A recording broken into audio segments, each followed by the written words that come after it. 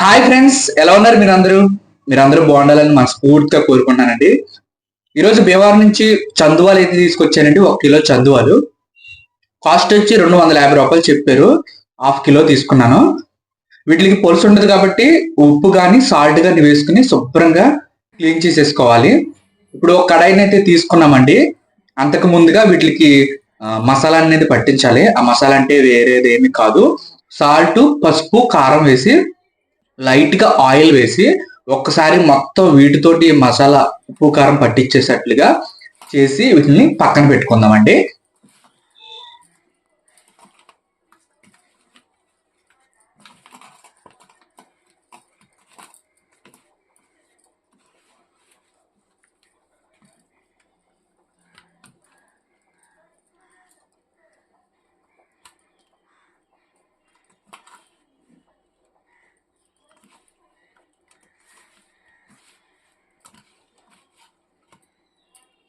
ముందుగా ఉల్లిపాయలని కొంచెం పేస్ట్ అయితే చేసుకున్నాము. సో ఇప్పుడు ఒక కడాయిని తీసుకుని 4-5 టేబుల్ స్పూన్ల వరకు ఆయిల్ అయితే వేసుకుని చిన్నగా కట్ చేసుకున్న ఉల్లిపాయలు కూడా ఇందులో వేసేసుకుని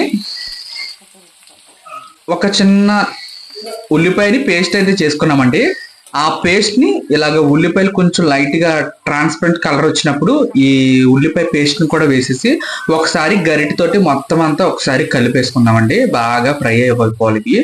అలాగే 2 రెమ్మల కరివేపాకు కూడా వేసేసుకుందాము. సో కరివేపాకు వేసుకున్న తర్వాత పచ్చిమిర్చి ఒక 5 వేసుకుందాము. 5 వేసుకుని గరిటెతోటి మొత్తం అంతా కొంచెం ఫ్రై చేసేసుకున్న తర్వాత మూతను పెట్టి క్లోజ్ చేసేసుకుందాం. సో కొంచెం బ్రౌన్ కలర్ వచ్చిన తర్వాత అల్లం వెల్లుల్లి పేస్ట్ 1 స్పూన్ వేసుకుందాం, పెద్ద స్పూన్ సైజు వేసుకుని పచ్చివాసన అంతా పోయేంత వరకు బాగా గరిటెతోటి తిప్పేసుకుందామండి.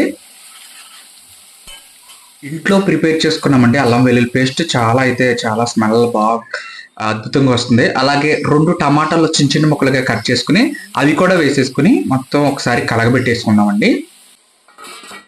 ఇప్పుడు మూతను క్లోజ్ చేసిన తర్వాత మళ్ళీ తీసి 1 స్పూన్ సాల్ట్, లైట్గా పసుపు, 2 టేబుల్ స్పూన్లు కారం, 1 టేబుల్ స్పూన్ ఏమో ధనియాల పౌడర్, 1 టేబుల్ స్పూన్ ఇంట్లో ప్రిపేర్ చేసుకున్న మసాలా, గరం మసాలా, ఇవన్నీ వేసుకుని మళ్ళీ ఒకసారి గరిటెతోటి మిక్స్ చేసేసుకుందామండి.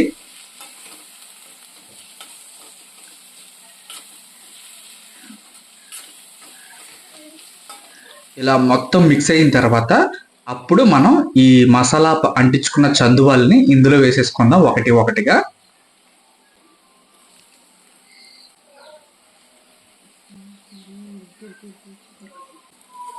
ఇలా వేసుకుని ఈ మసాలా ఆ చందువాలకి పట్టేటట్లుగా ఈ కొంచెం గరిటెతోటి కలుపుకుందామండి.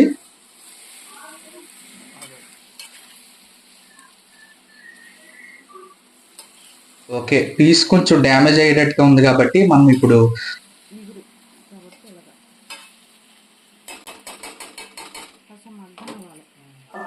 కొంచెం సేపు మగ్గనిద్దాము. సో కొంచెం మగ్గనిద్దాం, వెళ్ళి అడుగంటే ఛాన్స్ ఉంది. ఇప్పుడు చింతపండు పులుపు కాదండి, చింతపండు పులుపు వేయకూడదు ఈ కూరలో.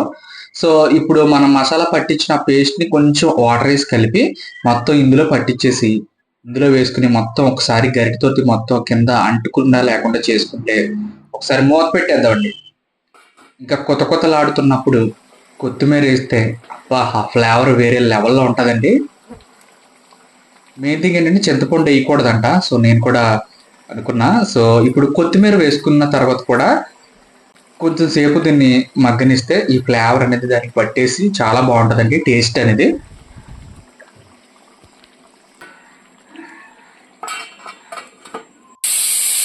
ఫైనల్ గా చూసారండి, ఆయిల్ పైకి తేలిపోయింది. ఇంకా ఇటువంటి మసాలాలు అనేది ఏ అవసరం లేదు. సో ఇప్పుడు ఈ వేడి వేడిగా ఉన్న చేపల కూరని వేసుకుని రైస్ లో తింటే అబ్బా, నిజంగా వేరే లెవెల్లో ఉంటుందండి.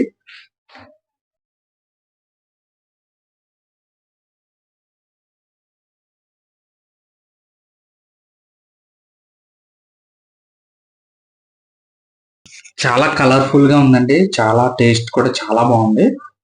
సో మీరు ఎప్పుడైనా చందువ కూర ఏమైనా తిన్నారా? తింటే కామెంట్ చేయండి.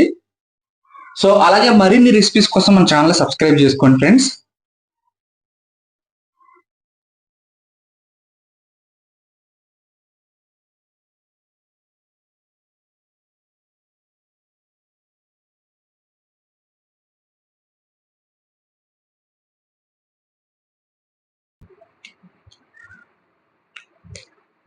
సముద్రంలో పెరిగే చందువాలండి.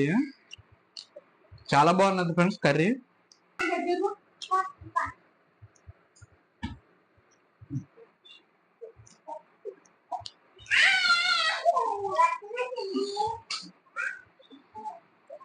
ఇంట్లో ప్రిపేర్ చేసుకున్న మసాలాలు కదండి. చేపల కూర స్మెల్ అయితే చాలా బాగుంది. ఇంకా కంప్లీట్ అవ్వకుండానే నేను వడ్డించేసుకున్నాను.